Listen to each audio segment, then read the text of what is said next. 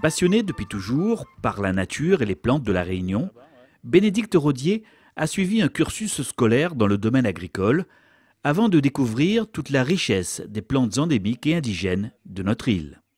Je suis la fille d'un grand amoureux de la nature et dès l'âge de 5-6 ans, j'ai commencé à m'intéresser aux plantes, aux animaux. Ensuite, je suis allée au lycée agricole pour essayer d'apprendre l'agriculture justement. Mais après arriver là-bas, j'ai eu affaire à des professeurs dont je me rappellerai toujours, qui ont commencé à nous amener dans des espaces naturels où on repérait quelques plantes endémiques qui étaient signalées dans quelques bouquins qui existaient à l'époque. Maintenant, il y en a beaucoup plus, donc c'est plus facile à comprendre ce que c'est que l'endémique, mais avant, non. Et donc du coup, ce qui s'est passé, c'est que les profs, ils ont vu que j'avais un certain intérêt pour ces plantes-là. Ce qu'ils m'ont proposé, c'est de m'apprendre un petit peu plus ce qui était possible de savoir dessus, donc une vingtaine d'espèces à l'époque que je connaissais maximum. Je suis partie faire des études horticoles en France et au retour, j'ai travaillé dans d'autres structures, mais avec toujours cette idée-là de revenir vers la terre. Et à la fin d'un contrat de travail, j'ai dit là on arrête les contrats, on va travailler dans quelque chose qui me ressemble. Avec son mari Patrick, le couple s'installe alors à Piton-Sainte-Rose, sur le terrain familial, et crée voici une dizaine d'années une pépinière spécialisée dans la production de jeunes plantes endémiques. Le projet de départ, c'était déjà de faire quelque chose qui avait du sens pour la Réunion. C'est quelque chose qui nous tenait à cœur. On est des gens passionnés, ma femme et moi, et donc on a besoin de faire quelque chose de passionnant. Béné a eu l'idée de créer une pépinière pour les plantes endémiques. Tout de suite, ça m'a plu. On s'est investi là-dedans. On a pris le temps qu'il fallait pour monter nos dossiers, pour pouvoir monter cette pépinière. On s'est rapproché des gens de qui de droit, on va dire. En l'occurrence, à l'époque, c'était Raymond Lucas et l'APN, qui nous ont pris sur leur aile et qui nous ont appris les plantes. On s'est lancé dans l'aventure. On a commencé à avoir nos premières semences grâce à Raymond, justement. On a multiplié. Et puis au fur et à mesure des années, on a acquis notre propre expérience, on a réussi à trouver nos propres semences. On a aussi une réserve naturelle sur le terrain familial, on va dire.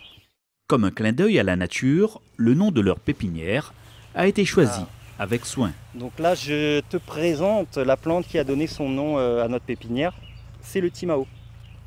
Donc le Timao, c'est un Dombeia acutangula palmata. Alors palmata, on voit que ses feuilles sont palmées comme une main.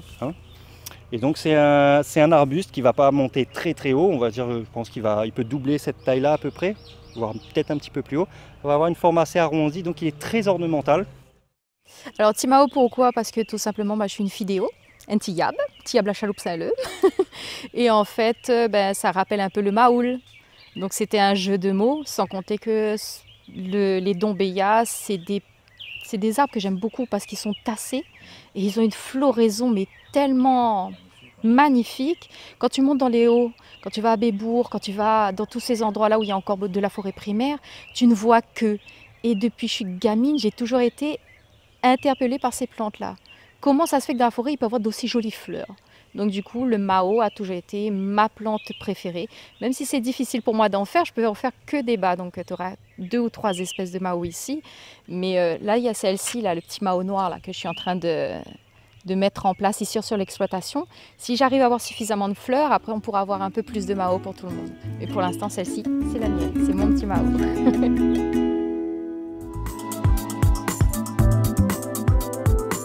Patrick et Bénédicte Rodier font pousser ici plusieurs espèces de plantes endémiques ou indigènes. Des jeunes plants qu'ils font naître et grandir le plus souvent à partir de graines. Pratiquement qu'avec des semences, parce que je n'aime pas utiliser la technique de bouturage, parce que ça diminue en fait le patrimoine génétique et ça me gêne énormément. Donc je me suis dit, quitte à perdre du temps sur la production, mais de toute façon, il y aura forcément un retour à un moment. Donc patience, comme la nature nous l'a appris, c'est de la patience. On se lance que sur les semences. On essaye au maximum. Il y a certaines espèces qui sont plus difficiles, mais voilà, on le fait à partir de là. Ensemble, ils nous présentent quelques-uns de leurs protégés.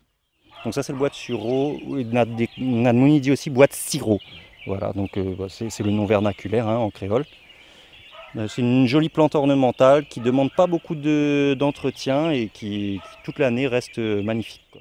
Voilà, celle-ci c'est celle que je préfère en termes de feuillage en fait. Alors ça s'appelle le figuier blanc. Donc tu as des échancrures qui sont différentes, elles sont toutes nées de la même maman, hein. C'est tous les mêmes graines, mais seulement on va avoir des plants qui vont avoir des feuillages très colorés, enfin très dentelés comme ça. Tu entends le bruit des feuilles? Ça c'est assez particulier du figuier blanc. Et là, regarde sa sœur, elles sont toutes à côté, c'est les mêmes graines, mais complètement différents. C'est ça qu'on appelle l'hétérophylie, et c'est vraiment un arbre magnifique parce qu'il va monter jusqu'à, je sais pas, une bonne dizaine de mètres de haut, mais tu peux le tailler. Là tout à l'heure, Béné, elle t'a parlé du figuier blanc. Et là je vais te présenter son frère, son cousin, je ne sais pas comment dire, c'est le figuier rouge. Alors c'est une plante qu'on retrouve un peu partout autour de l'île. Bizarrement, elle est quand même assez présente, et les gens n'y font pas spécialement attention. Et cette plante-là donc donne des petites figues qui apparemment seraient très bonnes en gelée, quoi, en confiture ou en gelée. Alors c'est un arbre qui peut avoir plein d'intérêts, notamment son côté racinaire, parce qu'il pourrait retenir tout ce qui est falaise et tout. Donc s'il y a besoin de, comment dire, de sécuriser des endroits par de la végétation, ça pourrait être une bonne espèce, parce qu'elle a, on va dire, une façon de faire ses racines qui s'étale beaucoup et qui ancre beaucoup les rochers. Donc le figuier rouge ou le figuier blanc, ça peut être deux espèces utiles pour tout ce qui est maintien de zones un peu à risque, quoi. Voilà. D'autres espèces peuvent avoir également un intérêt ornemental. Là, c'est un bois d'olive blanc. Alors, contrairement au bois d'olive noir, dessous, le bois d'olive noir, il sera gris, en fait. D'accord? Et là, donc, le bois d'olive blanc, on le reconnaît parce qu'à l'arrière de la feuille, c'est pas du tout pareil. Donc, ça te fait des feuilles lancéolées, ça te donne un arbuste plutôt rond, qui va monter à 8-10 mètres de haut, grand maximum, je pense, et qui est utilisé dans les plantes aromatiques et médicinales, et qui est surtout un arbre magnifique que vous avez sur beaucoup d'espaces verts maintenant à La Réunion. Moi, je préfère, voilà, le café marron. Ça, c'est typiquement une plante que je trouve adaptée au jardin créole, parce qu'elle ne devient pas énorme.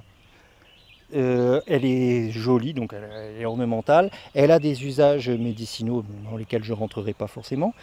Et puis il y a un côté, j'ai envie de dire, patrimonial, parce qu'il y a une histoire autour de ce café aussi. C'est-à-dire que ces grains sont torréfiables, on peut essayer de les boire. Bon, c'est pas très bon apparemment, c'est très amer. Et surtout, il paraît qu'à l'époque, on coupait les cafés forts avec ce café-là, pour le rendre un peu plus doux, on va dire. En plus, il n'y a pas de caféine dedans. Donc du coup, voilà. Un café sans caféine. Voilà, c'est un déca naturel, on va dire, quoi.